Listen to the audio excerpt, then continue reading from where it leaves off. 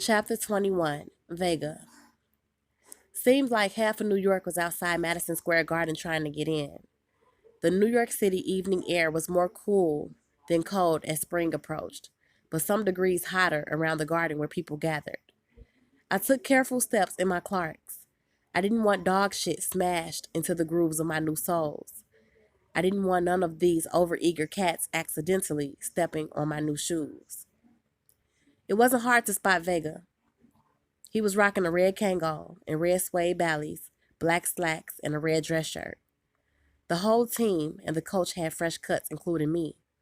I could smell the scents of coconut oil and Afro sheen, as a strong cologne that I wouldn't wear cutting through the odors of grime, gum, and piss on the New York pavement. But the bright and colorful lights of 7th Avenue, the crowd for the garden, the rest rushing to stop at Macy's, made us forget any foul smells and made this the place to be. Besides, tonight we weren't outsiders, we were ticket holders. Vega greeted each Brooklyn teen in our crew as they arrived with a handshake and a swift survey of what they was wearing, saying only 2 words. Nice, nice. He pinched the jutes and burlap material on my tan dress shirt and said, I like that. Vega used his eyes to keep a silent head count going. Every few seconds, he checked his Hamilton watch. When the second hand hit the 30 mark, the last teen showed up. Vega waved for us all to follow his lead. We ended up where the rest of the garden crowd wasn't. We were at the VIP entrance to the garden, where the college ball players were arriving in droves. There was a stream of Syracuse University players, over 6 feet tall easily, like it wasn't nothing to it. They climbed down from polished trucks and up out of new whips. We Brooklyn teens was all watching what they was wearing on their bodies and their feet. We even checked the gym bags they carried, some by Nike, by Adidas, Puma, and whatnot. Vega watched us watching them and said casually, and they say there is no money in college ball. Yeah, right. 3 black vans filled with St. John's players, coaches, and personnel pulled up. These cats poured out of the van singing, giving each other pounds, waving at the crowd, and giving the small gatherings of spectators a show. I liked the way it seemed like those players had a strong camaraderie and spirit. One team, one goal. Dudes from my hood wasn't like that. See what I was telling you? You have to want it. Those niggas right there want it, and tonight they're gonna take it, Vega said, getting caught up in their hype. I never seen so many people packed in one place before. There was mad energy and excitement. Not one seat was empty except when somebody ran to the bathroom. Can't front. Quite naturally, I started counting the black faces in this huge crowd. Most of the black faces were actually the ball players for Syracuse and St. John's. Otherwise, there were small handfuls of blacks sprinkled here and there up against a sea of white fans who were pumped up like their lives depended on it. The food vendors began weaving in and out of each of hundreds of rows with their Cokes and Franks, peanuts, popcorn, t-shirts, and team flags. We Brooklyn teens had good seats, not on the floor, but close enough to it. The 12 of us plus our coach dominated our row. We remained standing, though. We were too excited by the newness of being on the inside. Besides, there was about 15 girls flaunting their blue and orange panties, cheering for their players. Everything moving caught my eye. The way the players were being introduced over the powerful speaker system, their names and jersey numbers announced with pride, then echoing around the crowd of 25,000 cheering fans. I watched the way each player reacted differently, some soaking up the downpour of admiration, others playing it down, some looking up at themselves as the cameras caught them in a candid close-up and projected their faces onto the mega screen above the scoreboard, some looking anxious to get the game going. I felt that anxiety. Just the strength of the lights shining down on the flawless triple-polished court, the unripped new white nets and undented rims got me amped. I imagined myself down there playing on that court for the love of the game. Maybe my entire team was thinking the same thing. Maybe that's exactly what Vega wanted us to be thinking.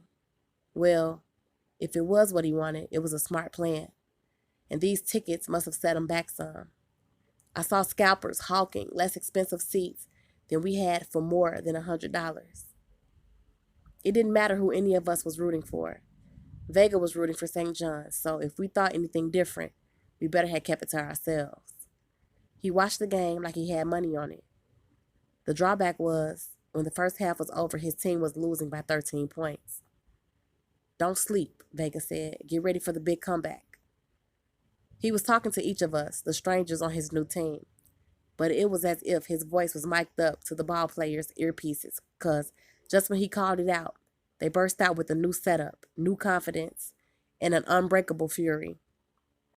For 16 straight minutes, they flipped the pressure on those Syracuse boys, and all hell broke loose when St. John's player, Ron Rowan, pulled up and hit a 14-foot jumper with only 8 seconds remaining in the game, bringing St. John's to a 1-point lead over Syracuse. While everybody went wild, Vega stood cool, chanting, 8 seconds, 8 seconds, it ain't over. Keep the pressure on. Defense, defense. Syracuse player Dwayne Washington must have felt the same about the remaining 8 seconds and the possibilities it left open. Washington drove to the basket with only 3 seconds left and was so sure his shot was on the money, he started celebrating before his feet touched the polished floor. Just when him and his Syracuse boys thought they had it him, St. John's players, Walter Berry, unveiled his wingspan and blocked the shot. The buzzer sounded. St. John's took it, the Big Eastern Championship, 70-69. While our section of the Garden cheered and jumped and bumped one another, I stood still thinking, here is one thing that I'm real good at. This game is completely legal. And everywhere in America, the whole country thinks it's okay for a young man to play ball. You can't get arrested for it. You can get paid and win props. You can get into a position to buy your moms a house, no problem, and save the family you love while doing something that you love to do. Vega told us to hang back while the crowd spilled out into the aisles, into the corridors, and out of the building. Soon enough, we were on the train together, heading further uptown to get something to eat at a venue Vega chose. On the train, each of us remained standing once again, leaving the seats for the other tired passengers. I don't think any one of the 13 of us was scheming on any of the riders that night. We were all just thinking, hoping, dreaming that this night would work out in our favor and eventually put some paper in our pockets. Our late night dinner was at a spot on 175th Street and Broadway named Melicon's. Whole chickens were roasting in their wide windows. The streets surrounding the place were lit up now at 11:10 p.m., same as if it was early evening. The streets were packed with youth, adults, and even babies being pushed in carriages. Inside, the restaurant was popping. Almost completely filled, there was still a line of people plus more arriving to begin ordering dinner at this late hour. Our table must have been reserved, I thought. There were 6 small tables pushed together, 6 chairs on each side, and one at the head. I took the corner chair by the side window. Almost immediately, I noticed that same buttermilk Porsche with the buttercream leather interior and the gold piping. It was parked on the side block. Brooklyn heads were pressed against Manhattan menus. Only a couple of them tried to find out from Vega what some of the Spanish words on the menu meant so they can get their food orders right. Not focusing on the menu, I was scanning the restaurant. My eyes landed on one group of 9 well-dressed young cats, probably in their 20s or late 20s. I could tell each of them had a different status by the quality of their jewels and clothing. Only one of them wore a Rolex. He was rocking a 24-karat gold 36-inch chain with a unique piece, a solid gold baby shoe. I realized immediately I had seen it once before. He was a top-quality cat. He was definitely the only one in the restaurant wearing a cashmere dress shirt and diamond cufflinks. I glanced down at his Gucci suede driving shoes, top grade. I thought to myself, "You gonna order, man?" One of the players asked me. I looked up at the 30-something-year-old Boricua waitress stuffed in a tight dress, smiling down on me with her pad in her hand and pencil ready. "I'll take the mofongo with chicken," I ordered and pulled out my $20 and laid it on the table. "I got the team tonight," Vega informed me. "Put your money away." I held the 20 up toward the smiling waitress and said, "Just add this to your tip." Vega smiled and quick and nodded.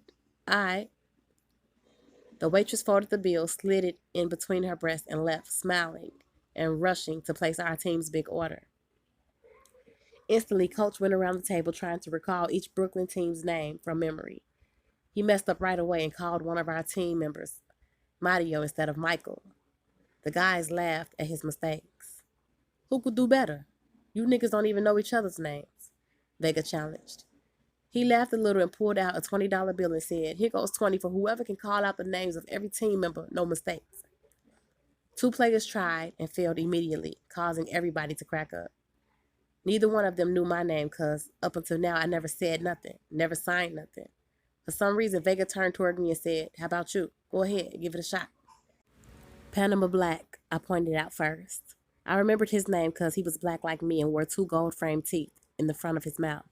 Machete, I called out second because who's going to forget a dude named after a deadly weapon? Jaguar, I called out next. I remembered his name because I was always intrigued by people who named themselves after animals. My father named his friends and enemies after certain animals when telling a story, a technique he learned from Southern grandfather. Whichever type of animal a guy picked to name himself after, I was sure it told something about his ways and personality. Brass, I called out next. I heard him speaking on the payphone once, right before our last basketball meeting started.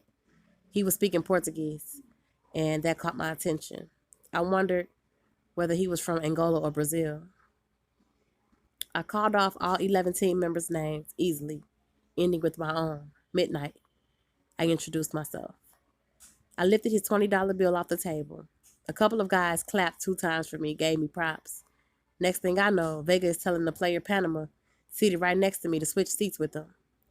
As the waitress delivered some of the food orders, the new coach sat on my side. Eventually, Vega said to me quietly, "I see you got it." I didn't know what he meant. "You want your $20 back?" I asked him, figuring he was a sore loser like the cats on my block who fight and bust shots after losing a dice game. "No, you won it fair and square," he said. "But let me tell you something," he said, with the slight Spanish accent slipping into his black English. "Always remember to make me look good. I take this shit personal." I didn't answer back nothing because I didn't know what he was talking about. I ate my food quietly, and so did he, while the other players' conversations grew louder and louder. I watched the sharp cat with the Rolex on the other side of the restaurant signal to Vega. Vega saw the signal, then looked toward the restaurant door. Another cat entered the place carrying a bunch of Foot Locker shopping bags. At 1 in the morning, we were all standing on an outdoor Brooklyn ball court. Vega threw every team member who complained about playing ball in their dress-up clothes a new pair of shorts and Snickers from the Foot Locker bags. "Did you niggas think you was on vacation?" he asked the team with a new seriousness. "You don't ever get something for nothing. It's time to run it." I wasn't mad. This is around the same time I would normally be hooping it on my own. Now we were divided into 2 squads. I went on and played it like I was on St. John's. We had 24,989 fewer fans, but I could see the 9 well-dressed cats from the dinner spot standing outside the fence, their cars shined up and double parked, talking amongst themselves. When I pulled up to take a jumper, I told myself, if this one goes in, the light-skinned cat with the Porsche, Rolex, and diamond cufflinks is the boss. I sank in. It was all net. Heading home at 2:30 a.m., coaching ball players on the train, the real hustlers riding in their cars, Vega asked me, "How did you do that?" "Do what?" I asked him. "Remember all those names," he said. I could see my little $20 Triumph was still fucking with his head. "Did you know some of the guys before the league started up?" he asked. "Nah," I told him. "Then how did you do it?" "In the gym, each player only mentioned his name once." He was staring me down for a real answer. "I don't know," I answered. I wasn't going to tell him that I study people, their names and faces, mannerisms and gestures, jewelry and possessions, cuts and bruises. I wasn't going to admit that I am a ninja who was always anticipating an attack. Why should I tell him? Since they taught me that there is an art to concealing my weapons. I could see now that my mind, my memory, and my observations are weapons too. Rethinking the moment, maybe I shouldn't have exposed my weapons to Vega just to win his $20. Maybe I alerted him and caused him to pay closer attention to me in the future.